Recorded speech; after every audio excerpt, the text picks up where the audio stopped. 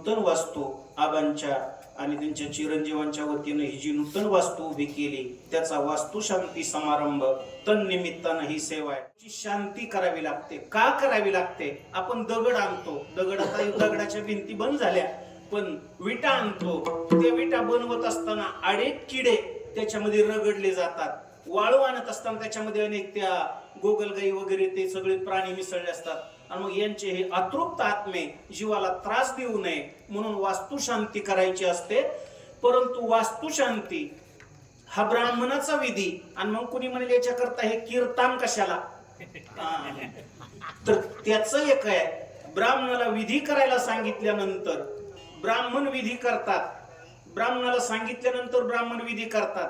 पण यजमानाला जर गडबड झाली, स्वयंपाक झालाय काका उरका म्हणलं की काका मग साधू आणि डायरेक्ट कडला घालवतात. आणि जर म्हणलं गुळवण्याचं पातेलं लवंडलं या गुळवणी करोस्तोर वाढवा, तर मग त्या नौकेत भरलेला पाला लिंबाचा नव्हता बरं का, त्या रंब्यात भरलेला पाला येडपटाचा नव्हता बरं का, वाढवतात, कमी करतात. तो विधी व्यवस्थित होत नाही आणि मग कर्मामध्ये ज्या त्रुटी राहतात ते भरून काढायचं काम नामस्मरण करतं. कर्मे कर्म विगुण होत ते तस्मरावा मी भगवंत, नामे न्यून ते पूर्ण होत हे महिमा नामाचे. नाम चिंतनामध्ये अशी काही विलक्षण शक्ती आहे की ती कर्मातल्या त्रुटी तर भरून काढतं, पण नामधारकाला चिर शांती प्राप्त करून देण्याचं काम नामस्मरण करतं. नामस्मरणाच्या पुण्याची गणनाच करता येत.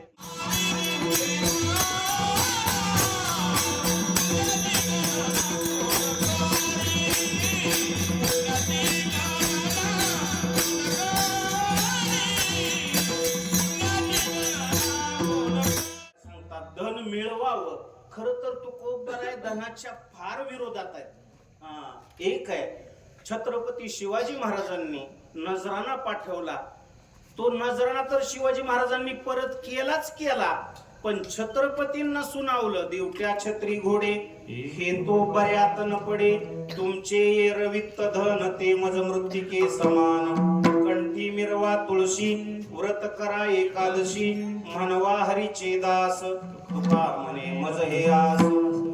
त्यांना सुनावलं. महाराज तुकोबऱ्या धनाच्या विरोधात होते, कारण साधन काळात धनाचा त्याग केल्याशिवाय पूर्व पक्षी धातू धिक्कारिले जन स्वये जनार्दन तेची झाले. जोपर्यंत साधना चालू आहे तोपर्यंत धनाचा त्यागच करावा लागतो. धनाचा त्याग केला तरच त्या काळामध्ये, साधना काळामध्ये धातूला स्पर्श नाही केला तर तो निरपेक्ष वृत्तीचा महात्मा योग्य वेळेमध्ये परमात्मा प्राप्ती करून घेऊ शकतो. याच्याकरता संतांनी स्वतःची परिस्थिती तुकोबरायांनी सांगितली. तुकोबराय म्हणतात, आम्ही सदैव सुडके जवळी येतात चोर धाके, जाऊ पुढती भिके कुत्री घर राखीती. घर झालं तुकोबरायांचं. निरंजनी आम्ही बांधिले घर, निराकार निरंतर राहिलोसे. म्हणून आपण ही वास्तू बांधली. याच्याकरता धन लागतं. महाराज शास्त्रकारांनी सांगितलं, पहिले 25 वर्ष 1 ते 25 विद्या मिळवावी, 25 ते 50 धन मिळवावं, 50 ते 75 कीर्ती मिळवावी. आणि मग हे जर त्या वयात नाही झालं तर महाराज म्हणतात, चतुर्थे किम करिष्यति, शेवटचे 75 ते 100. तसं तर 100 जगतच नाहीत म्हणा माणसाला, थोडे लोक आहेत 100 पर्यंत जाणारे. सगळं खाणं हायब्रिडचं आणि मग त्याच्यामुळं आयुष्यमान कमी होत गेलं. ज्या भाज्या आपण खातो त्याच्यावर अनेक प्रकारच्या फवारण्या आणि मग त्याच्यामुळं आयुष्यमान कमी होत गेलं, 100 वर्ष मिळत नाही. आणि म्हणून चतुर्थे किम करिष्यति, महाराज जो उत्तम व्यवहारानं धन मिळवतो.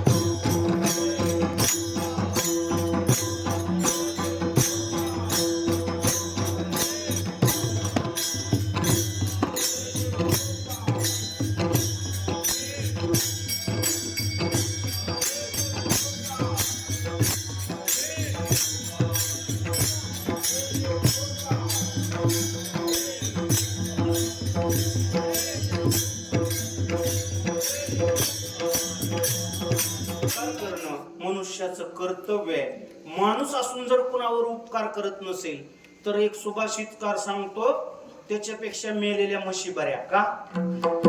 त्यांनी जन्मभर दूध दिलं आणि मेल्यानंतर पकवाचा करता चपला करता कातडं दान करून गेल्या तर त्यांच्या जीवनातला उपकार आहे. मात्र मनुष्य जिवंत असून कोणावर उपकार करत नसेल तुकोबारा म्हणतात तुका म्हणे फार थोडा तरी परोपकार. एक का ना आता हे परोपकार म्हणजे मला तंबाखू खाणाऱ्याला चुना दिला हा परोपकार नाही. थोडा तरी म्हणलंय तुमच्या संतांनी. अहो आधी थोडा तरी नका घालू दूध जयामध्ये सार ताकाचे उपकार तरी करा.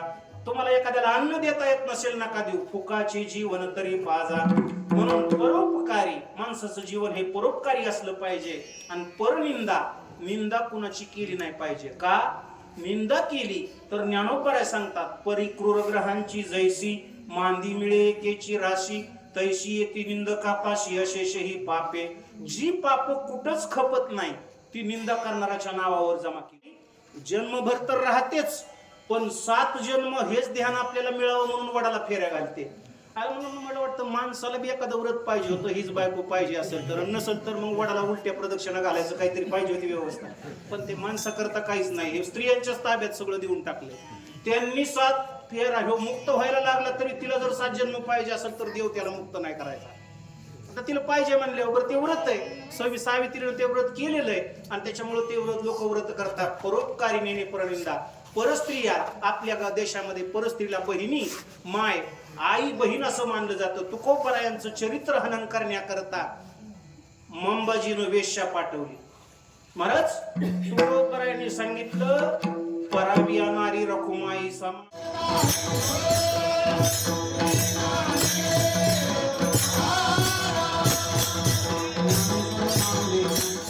शांती रूपे नव्हे कोणाचा वाईट. तो मनुष्य जो चांगला वागतो तो कोणाचा वाईट नसतो आणि तो चांगला वागला की त्याच्या बरोबर त्याच्या वडिलांचं महत्व वाढतं. इथल्या पुरतं बोलायचं झालं तर आज आबांचा परिचय तर समाजाला आहे पण आबांच्या नावानं नाही डॉक्टरचे वडील म्हणून. का? डॉक्टर प्रसिद्ध झाले आणि त्याच्यामुळे त्यांच्या वडिलाचा परिचय त्या माध्यमात. एखाद्याचा मुलगा आमदार झाला तर याचा बाप याचा मुलगा आमदार झाला तर त्याला आमदार म्हणतात. त्याच्या बापाला आमदाराचा हा बाप आहे त्याच्या नावानं नाही तू ओळखत. महाराज शून्यातून सगळं विश्व निर्माण केलं. रानमाळ्याच्या शाळेत जिथं ज्या शाळेला 4 वर्ग एकाच शिक्षकाला शिकवावं लागत आहे अशा शाळेतून प्रगती करत स्वतःच्या पायावर सगळे ह्याच्याने स्कॉलरशिप वगैरे प्राप्त करत करत शिक्षण पूर्ण केलं आणि वडिलांचं महत्व आपोआप वाढलं जातं. छत्रपती शिवाजी महाराज ज्यावेळेला सिंहासनावर बसले, डोळ्यातून अश्रू आले.